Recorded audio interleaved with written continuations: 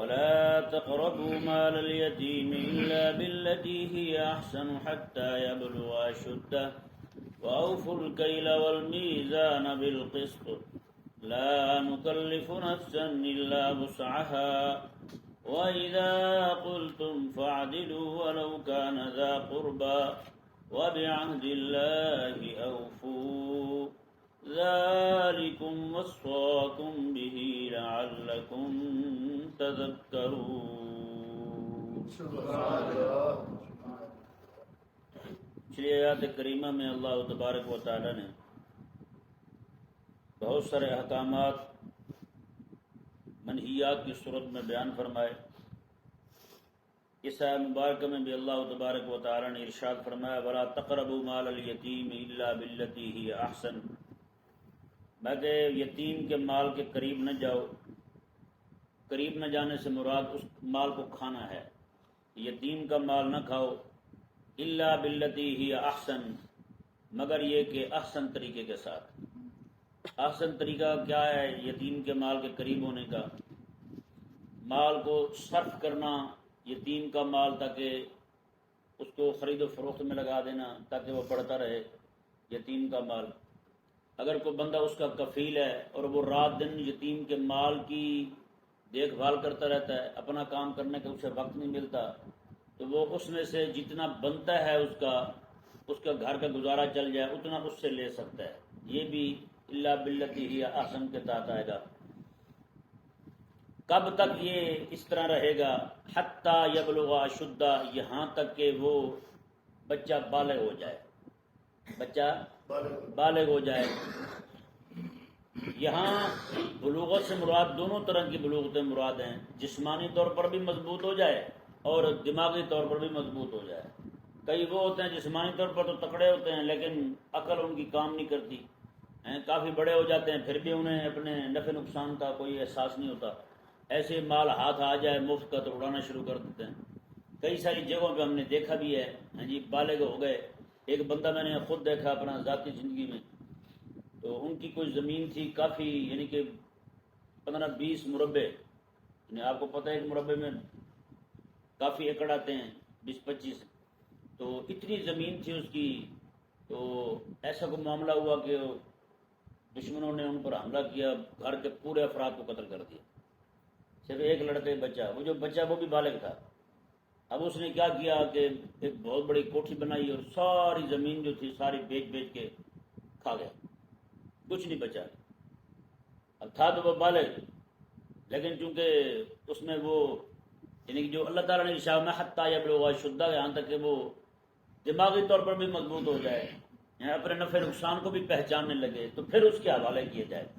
اور یہ پہلے بھی آپ پڑھ چکے ہیں کہ اللہ تبارک و تعالیٰ نے ارشاد فرمایا کہ جب تم یہ احکامات پہلے یتیم کے حوالے سے گزر چکے ہیں، تو وہاں پر یہ بیان کیا تھا مسئلہ کہ کئی بار جو ہے نا جو بندہ کفیل ہے اس بچے کا، وہ کچھ پیسے دے کے اسے آزمائے، کچھ پیسے دے خرچ دے اس طرح کی چیزیں اسے دے کر گاہے بگاہے آزماتا رہے، دیکھے کہ پیسوں کو کہاں خرچ کرتا ہے وہ. ٹھیک ہے نا. جب دیکھے کہ وہ بچہ سیاح ہو گیا ہے، سمجھدار ہو گیا ہے، تو پھر اسے اس کے حوالے کرے. جب دیکھے کہ جناب اپنے نفع نقصان کو سمجھتا ہے، اپنا نقصان نہیں ہونے دیتا، تو پھر جا کے اس کے حوالے کرے. یہاں سے یہ بھی ذہن میں رہے مسئلہ کہ اللہ تبارک و تعالیٰ نے ارشاد فرمایا کہ یتیم کے مال کے قریب نہ جاؤ یہاں تک کہ جوان ہو جائے. مطلب یہ ہے کہ جب بچہ بالغ ہو جائے، جوان ہو جائے، تو پھر وہ یتیم نہیں رہتا. یتیم نہیں رہتا. یتیمی بندے تک بچہ ہو یا بچی ہو تب تک رہتی ہے جب تک وہ نابالغ ہے. جب وہ بالغ ہو گیا پھر یتیم. اچھی بھلی سفید داڑھی ہوتی ہے، وہ بھی کہہ رہے ہوتے ہیں میں بھی یتیم ہوں کیونکہ میرا بھی ابا فوت ہو گیا. کئی سارے جنازوں پہ ہم نے دیکھا بابے کہہ رہے ہوتے ہیں یتیم ہو گیا، کیوں یہ ہمارا ابا فوت ہو گیا. تو یتیم تو وہ ہوتا ہے جو نابالغ ہو. جی آپ کو کون سی یتیمی لاحق ہو گئی بھلا بتائیں. ٹھیک ہے نا جی. یہ آیت مبارکہ واضح طور پہ ارشاد فرما رہی یتیم کے مال کے قریب نہ جاؤ یہاں تک کہ وہ بالغ ہو جائے. بالغ ہو گیا تو یتیمی ختم. آگے دیکھیں جی دوسرا حکم آ رہا ہے. اللہ تبارک و تعالی نے ارشاد فرمایا وَأَوْفُوا الْكَيْلَ وَالْمِيزَانَ بِالْقِسْطِ. کیل ماپنے کو کہتے ہیں، میزان تولنے کو کہتے ہیں. میں کہ ماپ تول میں انصاف سے کام لو. ماپ تول میں انصاف سے کام لو، پورا پورا. جیسے لیتے ہو نا آنکھیں چار کر کے، اسی طرح دیتے ہوئے بھی آنکھیں کھول کے دو. یہ نہ ہو کہ ترازو جو ہے وہ لیتے ہوئے جناب آپ نیچے رکھیں اور دیتے ہوئے اوپر رکھ دیں، یہ نہ کریں۔ اللہ تبارک و تعالی نے ارشاد فرمایا لا نکلف نفسا الا وسعها، ہم کسی بھی جان پر اس کی طاقت سے زیادہ بوجھ نہیں ڈالتے۔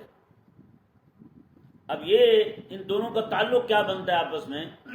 بلکہ پچھلی آیت کریمہ بھی کہ یتیم کا مال جو ہے وہ احسن طریقے کے ساتھ تم لو اور ناپ تول میں کمی نہ کرو۔ اللہ تعالیٰ نے فرمایا کہ ہم کسی بھی جان پر اس کی طاقت سے زیادہ بوجھ نہیں ڈالتے۔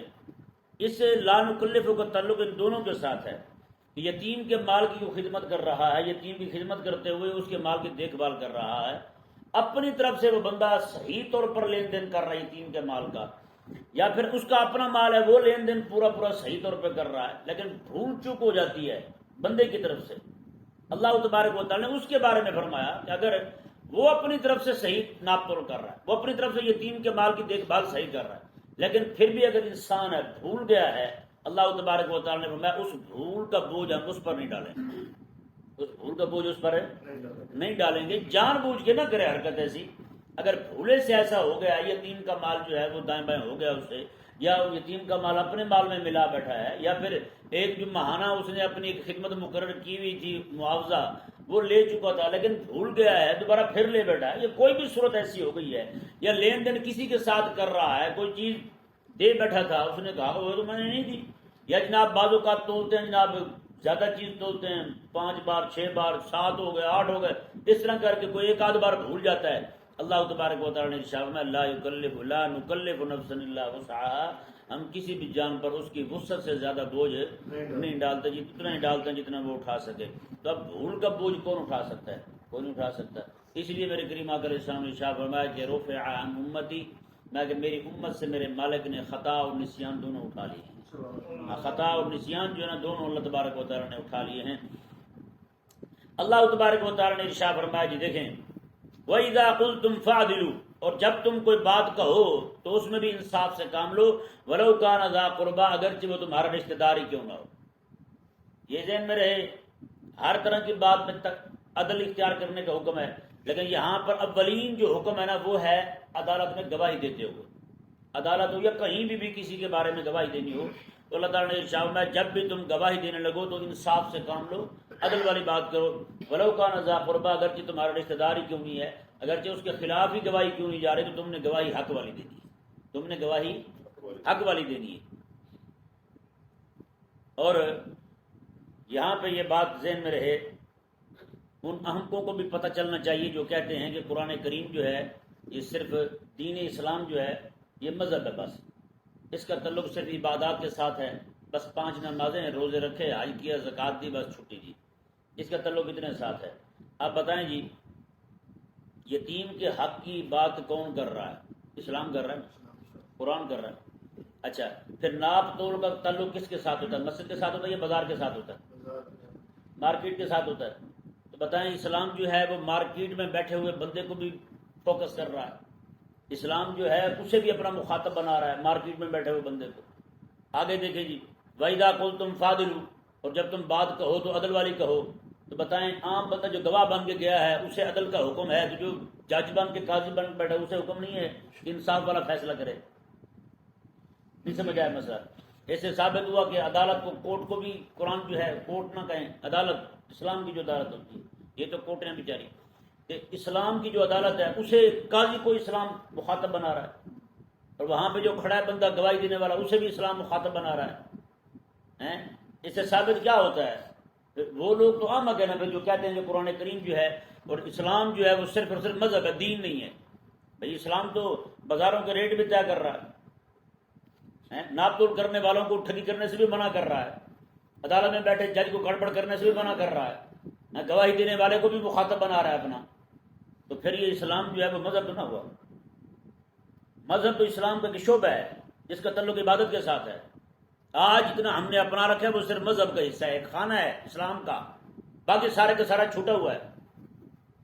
آج پوری مارکیٹ میں، پوری عدالت عدلیہ میں کہاں پہ آپ کو اسلام دکھائی دیتا ہے؟ جبکہ اسلام تو ان کو پکار رہا ہے، اسلام تو انہیں کہہ رہا ہے کہ تم کدھر جا رہے ہو، ادھر آؤ۔ یہی وجہ ہے کہ میرے کریم آقا صلی اللہ علیہ وسلم خود جا کے بازار میں ریٹ پوچھا کرتے تھے، فلاں چیز کا کیا ریٹ ہے، فلاں کا کیا ریٹ ہے۔ حضرت سیدنا ابو بکر عمر رضی اللہ تعالیٰ عنہ بازاروں کے ریٹ طے کیا کرتے تھے، عدالت بھی حضور لگاتے تھے، بازاروں کے ریٹ بھی حضور طے کیا کرتے تھے۔ صحابہ کرام علیہ مردمان حضرت ابو بکر عمر عثمان مولا علی رضی اللہ عنہ خود جا کے بازاروں میں ریٹ پوچھا کرتے تھے، کس چیز کا کیا ریٹ ہے بتاؤ ہم بتائیں۔ جتنے سارے احکامات ہیں میرے کریم آقا علیہ السلام نے صرف بازاروں کے حوالے سے دی، جانوروں کی خرید و فروخت کے حوالے آقا علیہ السلام نے عطا فرمایا، ہر چیز کے حوالے سے یار رہنمائی حضور علیہ السلام نے ارشاد فرمائی۔ تو پھر یہ اتنا احمقانہ اور اتنا پاگلوں والی سوچ ہے، یعنی اس کا مطلب ہے کہ اسلام جو آیا ہے میرے آقا علیہ السلام نے اتنی محنت کی جدوجہد کی، وہ صرف مسجد تک محدود ہو گیا، باقی مارکیٹ میں انگریز ہو، فرنگی کا قانون ہو، عدالت میں فرنگی کا قانون ہو، نظام تعلیم میں فرنگی کا قانون ہو، نظام معاشرت معیشت ہر طرح ہر جگہ پر فرنگی کا قانون ہو، اس کا قانون کہاں سے آیا؟ وہ تو انسانوں کا بنایا ہوا جن کے دماغوں میں گوبر بھرا ہوا ہے بھائی۔ یہ تو قرآن رب تبارک و تعالی نے نازل فرمایا ہے، یہ آیا ہے حکومت کے لیے، پوری دنیا کو اپنے پیچھے لگانے کے لیے، یہ ہے دین۔ آج مولوی منہ سے کہہ دیتے ہیں جی اسلام جو ہے نا یہ تو ضابطہ حیات ہے بھائی ضابطہ حیات ہے، بھی کھول کے بتاؤ دوسری ضابطہ حیات کیسے ہے پھر؟ یہ بھی تو بتاؤ نا، صرف اتنا جملہ رٹا ہوا جس بھی مولوی سے سنتے ہیں اخبار پہ خبر آئے گی یا مولوی اشتہار پہ خبر آ جائے گی اسلام ایک ضابطہ حیات ہے بھائی، بات چکی۔ آگے نہیں بتاتے کہ اسلام ضابطہ حیات ہے کیسے۔ دیکھیں جی آئے مبارکہ کیسے، اللہ اکبر کبیرہ، یہ اگلے الفاظ دیکھیں ذرا، رب تبارک و تعالی نے ارشاد فرمایا بعہد اللہ اوفو، اور اللہ کے عہد کو پورا کرو، اللہ کے عہد کو پورا کرو۔ قسم خدا کے صرف ایک جملہ جو ہے نا، ایک جملہ بعہد اللہ اوفو، اللہ کے عہد کو پورا کرو، پورے دین اسلام کو حاوی ہے، پورے دین اسلام اسی کے اندر آ گیا۔ اللہ کے عہد کو، اللہ کا عہد کون سا؟ سب سے پہلا عہد اللہ تعالیٰ کا، وہ اللہ تعالیٰ کی توحید کو ماننا ہے۔ عہد الست ہے، اللہ تعالیٰ نے الست بربکم، کیا میں تمہارا رب نہیں ہوں؟ قالوا بلا، مولا کیوں نہیں تمہارا رب ہے۔ پہلی بات پہ جناب بات ختم ہو گئی۔ رب تبارک و تعالیٰ کو رب مان لیا تو اس کے نبیوں کو ماننا پڑے گا، اس کے فرشتوں کو ماننا پڑے گا، اس کی جنت دوزخ کو ماننا پڑے گا، قیامت کے دن اٹھنے کو ماننا پڑے گا، سارے عقائد اسی میں آ گئے۔ یار اگر بات اگر نہ بھی کھولے ہم کو، لیکن مزید کھلے گی بات۔ وبعہد اللہ، اللہ کے عہد کو پورا کرو۔ اللہ کا عہد صرف توحید کا نہیں ہے، اللہ کا عہد یہ بھی ہے، اللہ تعالیٰ نے سارے نبیوں سے عہد لیا تھا، میں تمہیں نبوت دے دوں، کتاب دے دوں، حکمت دے دوں، تم چلے جاؤ دنیا میں، لوگ تمہارا کلمہ پڑھنے لگے، پھر میرا حبیب آ جائے تمہارے پاس، تم سب نے میرے حبیب کی مدد کرنی، یہ بھی عہد ہے۔ عہد سارے نبیوں سے جب لیا گیا تو بتائیں جب نبی اس عہد کے پابند ہیں، اگر حضور ان کے زمانے میں تشریف لے آتے ہیں تو پھر آقا علیہ السلام کی یہ امت جن کے پاس حضور تشریف لائے ہیں، کیا یہ امت پابند نہیں ہے؟ اگر ایک مولوی کہنے لگا نعوذ باللہ، ایسا احمق ہے، مجھے ایک دوست نے بھیجی اسکرین شاٹ اس کا، مولوی کہنے لگا کہیں پہ بھی قرآن نے یہ نہیں کہا کہ قرآن کی حکومت ہو، کہیں پہ بھی قرآن نے نہیں کہا کہ قرآن کی حکومت ہونی چاہیے، رب تعالیٰ کے دین کی حکومت ہو۔ کہتے یہ مولویوں نے بنائی ہوئی باتیں، یہ مولویوں کی گھڑی ہوئی باتیں ہیں، کہیں پہ بھی ایسا نہیں ہے کہ اسلام کی حکومت ہو گئی۔ کہتے اسلام تو صرف مذہب بن کیا ہے، تو اس کا تعلق صرف عبادات کے ساتھ ہے، وہ کچھ رسومات کے ساتھ ہے، کل خانی چلیس میں بس ان پہ گزارا کرو، چھٹی کرو بس۔ اب بندہ پوچھے جو اللہ تبارک و تعالیٰ نے سارے نبیوں سے فرمایا کہ میرا حبیب جب آئے گا تو تم نے مدد کرنی میرے حبیب کی، تو مدد کس چیز میں کرنی تھی؟ یہ اکیلی نماز کے قیام میں مدد کرنی تھی، روزے رکھوانے میں مدد کرنی تھی؟ نماز تو پھر اکیلے گھر میں ہی پڑھ لیتے، ہاں جی، صحابہ کرام علیہ رضوان گھر میں پڑھتے تھے، کسی کو کوئی مسئلہ بھی نہیں تھا۔ صرف نماز پڑھنے سے مسئلہ نہیں تھا، صرف عبادت سے مسئلہ نہیں تھا، مسئلہ تھا جب ان کے نظام جو تھا، ان کا جو نظام تھا اس کو جب للکارا گیا تب مسئلہ ہوا انہیں۔ کافر کو مسئلہ نظام سے ہے، وگرنہ کافر آج بھی آپ چلے جائیں یورپی ممالک میں، وہاں تو بھائی چرچ دینے کو تیار ہیں، آپ کو چرچ دے رہے ہیں، آپ کے مولوی مسجد بنا رہے ہیں، ان کے چرچوں میں مسجد بنا رہے ہیں، وہ کہتے ہیں آؤ بناؤ مسجد، جتنی مرضی نمازیں پڑھو، ہمیں کیا مسئلہ ہے، مسجد آپ کو وہاں بنا کے دیں گے۔ لیکن یہاں پہ پاکستان میں بیٹھا ہوا بندہ قرآن کے نظام کی بات کرے گا تو ان کو وہاں سے دکھائی دے جاتا ہے، ہاں بھی کون ہے بندہ جو قرآن کے نظام کی بات کر رہا ہے۔ یہ معاملہ ایسا آسان نہیں ہے جتنا وہ ذلیل سمجھتا ہے، لیکن ہمارے والے نہیں سمجھتے۔ اسے پتہ ہے کہ جو قرآن کی بات کرے گا تو بات کہاں جائے گی، جو قرآن کے نظام کی بات کرے گا تو بات کہاں جائے گی، اسے پتہ ہے۔ لیکن ہمارے جو ہیں یہ احمد یہ نہیں جانتے کہ قرآن کے نظام میں کتنی اللہ تبارک و تعالی نے رحمت اور عافیت رکھی ہے۔ اللہ اکبر۔ خالق اور مالک نے ارشاد فرمایا جی دیکھیں دو عہد ہو گئے، وبعہد اللہ اوفو، اللہ تعالیٰ کے عہد کو پورا کرو، اور جہاں پر جتنے بھی احکامات الہی ہیں وہ سارے کے سارے عہد ہیں، کیا ہیں؟ سارے عہد ہیں۔ اللہ تعالیٰ کے ساتھ، مولا تیرا حکم مانیں گے، تو نے جس جس چیز سے منع کیا ہم روکیں گے، جس جس چیز کا حکم دیا ہم کریں گے. یہ اللہ تعالیٰ کے عہد ہیں سارے.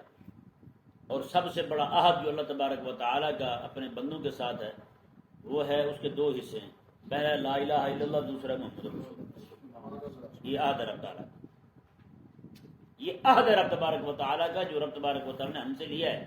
کلمہ پڑھا، گواہی دی ہم نے کہ اللہ تعالیٰ کے علاوہ کوئی الہ نہیں ہے، محمد صلی اللہ علیہ وآلہ وسلم اللہ تعالیٰ کے آخری رسول ہیں. یہ عہد ہے رب تبارک و تعالیٰ کے ساتھ. تو اب بتائیں ذرا، وبعہد اللہ اوفوا کے اندر آگے سارا دین دیا ہے، کچھ بھی نہیں بچا پیچھے. آگے فرمایا رب تبارک و تعالیٰ نے ذالکم وصاکم بہ، یہی ہے وہ چیز جس کے ساتھ تمہیں رب تبارک و تعالیٰ وصیت کرتا ہے، تمہیں حکم دیتا ہے، لعلکم تذکرون، تاکہ تم نصیحت پکڑنے والے بن جاؤ، تاکہ تم نصیحت حاصل کرو. اللہ تبارک و تعالیٰ نے ارشاد فرمایا وَأَنَّ هَذَا صِرَاطِي مُسْتَقِيمًا فَاتَّبِعُوهُ، میں یہ ہے میرا سیدھا راستہ. اللہ اکبر. پوری وضاحت کی نا اللہ تبارک و تعالیٰ نے، کیا کیا چیز حرام قرار دی. شرک کو منع کیا، والدین کے ساتھ نیکی کا حکم دیا، بچوں کو قتل سے منع کیا، اور وعدہ فرمایا کہ رزق تمہیں دوں گا اور بچوں کو بھی دوں گا، اور فحاشی سے منع کیا، نہ جان نہ حق کسی کو قتل کرنے سے منع کیا، یتیم کے مال کے پاس جانے سے منع کیا، اور ناپ تول پورا پورا کرنے کا حکم دیا، اور ساتھ یہ فرمایا کہ تم گواہی تم نے حق والی دینی ہے اگرچہ تمہارے اپنے رشتہ داروں کے خلاف کیوں نہ جائے، اللہ تعالیٰ کے وعدے کو پورا کرو. یہ سارا فرما کے رب تعالیٰ نے وَأَنَّ هَذَا صِرَاطِي مُسْتَقِيمًا، یہ ہے میرا سیدھا راستہ، یہ میرا سیدھا راستہ ہے. فَاتَّبِعُوهُ، تم اس کی پیروی کرو. وَلَا تَتَّبِعُوا السُّبُلَ فَتَفَرَّقَ بِكُمْ عَنْ سَبِيلِهِ، اور تم ان راستوں کی طرف، ان پگ ڈنڈیوں کی طرف نہ جاؤ ورنہ تمہیں اللہ کے راستے سے جدا کر دیں گے، اللہ کے راستے سے تمہیں دور کر دیں گے. آج کتنے سارے لوگ ہیں جو الگ الگ اپنے مذہب بنا کے بیٹھے ہیں. جو بھی مولوی بالغ ہوتا ہے اپنا مذہب اپنا فرقہ الگ بنا لیتا ہے، اپنا مسلک الگ بنا لیتا ہے.